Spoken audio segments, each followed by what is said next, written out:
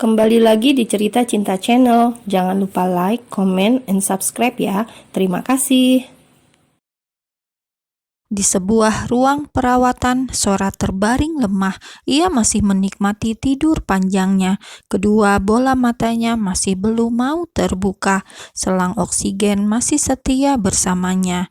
Di kamar yang serba putih itu, Alan duduk di sudut ruangan. Wajahnya menyeratkan banyak gambaran. Yang paling kentara adalah gambaran rasa kecewa. Raga Alan mungkin berada dalam tempat yang sama dengan Sora, namun tidak dengan pikirannya. Angannya melayang, ia berjibaku dengan segala kemungkinan yang akan terjadi ke depannya. Alan tidak ingin melepas Sora begitu saja, namun kenyataan di depannya membuat ia marah. Pengkhianatan ini belum berakhir, Ferry dan Sora masih belum mengakhirinya. Kecelakaan ini hanya menyisakan luka dalam hatinya. Dadanya serasa sesak, membayangkan Sora bersama pria lain selain dirinya. Bisa-bisanya Sora mau pergi bersama Ferry. Tega sekali Sora bermain di belakangnya lagi. Tidak cukupkah dia di hati Sora? Apakah dia kurang mencintai seorang Sora? Tidak puaskah Sora pada dirinya? Haruskah dia menukar nasib pada siapa yang dicintai Sora? Alan tenggelam dalam prasangka buruknya. Kesalahpahaman pun tidak bisa terelakkan. Siapa yang akan percaya bahwa hubungan Sora dan Ferry sudah berakhir bila nyatanya mereka berdua terlibat kecelakaan dalam satu mobil? Siapa yang akan percaya? Hanya laki-laki bodoh, dan Alan merasa bahwa itu adalah dirinya. Pria bodoh itu adalah dirinya. Alan sudah merasa dibodohi oleh dua orang pengkhianat tersebut. Separuh hatinya ingin percaya bahwa Sora sudah tidak ada kaitannya dengan Ferry. Namun rasa cemburu yang bersarang dalam benaknya mengatakan Sora adalah pengkhianat. Tatapan khawatir saat menatap Sora sebelumnya berubah jadi tatapan penuh kebencian. Hatinya tidak bisa menerima kesalahan Sora yang kedua kalinya. Cukup lama ia tenggelam dalam lamunannya, merasa lelah dengan semuanya. Alan mendekat ke arah ranjang. Ditatapnya wajah Sora yang pucat. Tidak ada make up yang biasanya selalu mempercantik paras ayunya. Bibirnya membiru. Sora sudah seperti mayat hidup saja. Alisnya yang biasanya ia gambar sempurna, kini polos, natural, apa adanya. Dengan segala perasaan yang berkecamuk dalam hati, Alan menyentuh pipi Sora. Meski terlihat pucat dan tidak segar, Soranya masih terlihat menawan. Antara ingin dan tidak, Alan kembali menyentuh hidung Sora. Ia teringat kapan terakhir ia mencubit hidung mancung istrinya. Sebuah senyum getir mencuat di ujung bibirnya. Kenyataan Sora terlihat kecelakaan dengan pria lain kembali menampar kesadarannya. "Sora, kamu sungguh tega," batin Alan. Pria itu pun menjauh dari Sora. Alan kembali ke tempat duduknya di sudut ruangan jauh dari tempat Sora berada.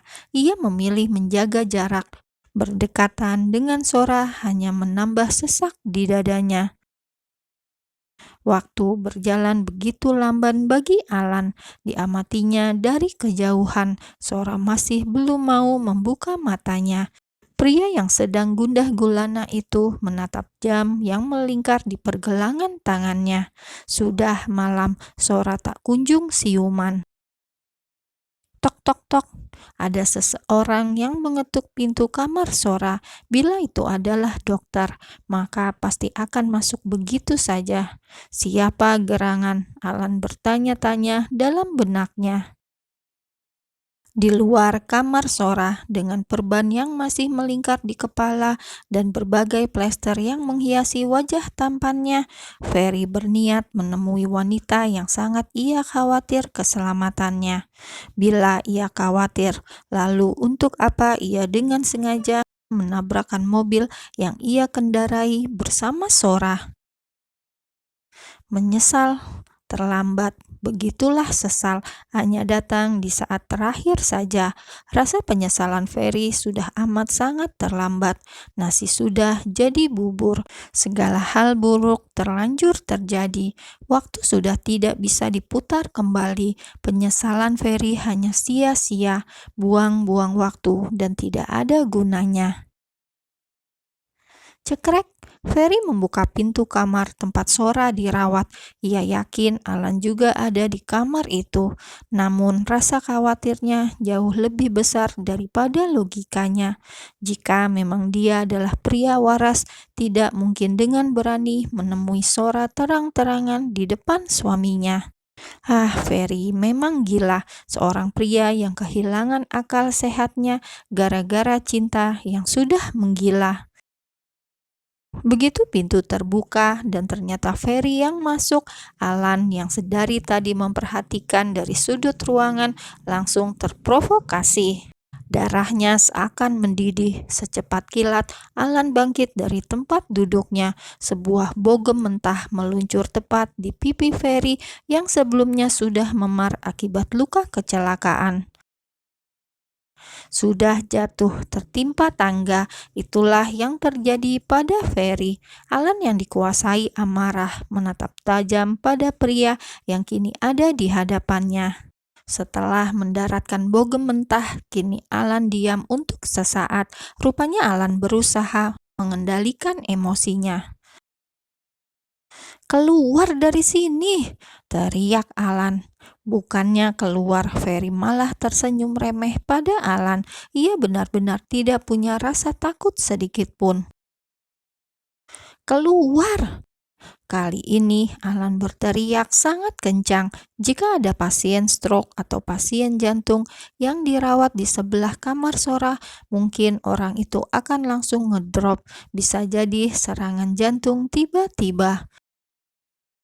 Suara Alan memang memekakkan telinga, namun tidak ada artinya bagi pria yang sedang menatapnya dengan dingin tanpa rasa bersalah. Merasa geram karena Ferry tidak merespon perintahnya, Alan mengambil ancang-ancang untuk meluncurkan serangan kedua. "Hentikan!" teriak Mama Ida memeluk tubuh putranya. Alan yang tangannya sudah mengambang di udara, urung melakukan aksinya karena Mama Ida menggunakan tubuhnya sebagai perisai untuk putranya. Alan pun hanya bisa mengumpat kesal dalam hati. Rasanya ia ingin mencabik-cabik tubuh Ferry saat itu juga. Plak! Mama Ida menampar pipi putranya. "Keterlaluan kamu, Fer!" pekik Mama Ida. Rasanya ia seperti tidak punya muka. Kelakuan anaknya sungguh membuat ia begitu kecewa. Lantas, apa pembelaan Ferry? Apa yang ia katakan pada Mama Ida? Tidak ada. Ferry hanya diam tanpa ekspresinya. Benturan di kepalanya mungkin semakin menambah ketidakwarasannya. Setelah berhasil menampar putranya sendiri, kini Mama Ida memeluk tubuh Ferry. "Lepaskan Sora, kamu bukan takdirnya," ucap Mama Ida dengan mata yang berkaca-kaca. Ia sebenarnya iba dengan nasib putranya, namun mencintai istri orang lain itu tidak ada pembenarannya. Menginginkan milik orang lain itu salah, entah harus dengan cara apa lagi. Mama Ida menyadarkan putranya. Ia hanya mampu menangis meratapi kisah cinta anaknya yang tragis. "Tante bawa Ferry jauh dari hadapan Alan. Bila tidak, maka Alan tidak akan segan-segan meremukkan tulang-tulangnya," ancam Alan. Ferry yang dasarnya udah bonyok babak belur akibat kecelakaan, ditambah bogem mentah yang didapat dari Alan, hanya bisa tersenyum tipis. "Tunggu Sora, aku akan datang di waktu yang tepat," gumamnya dalam hati.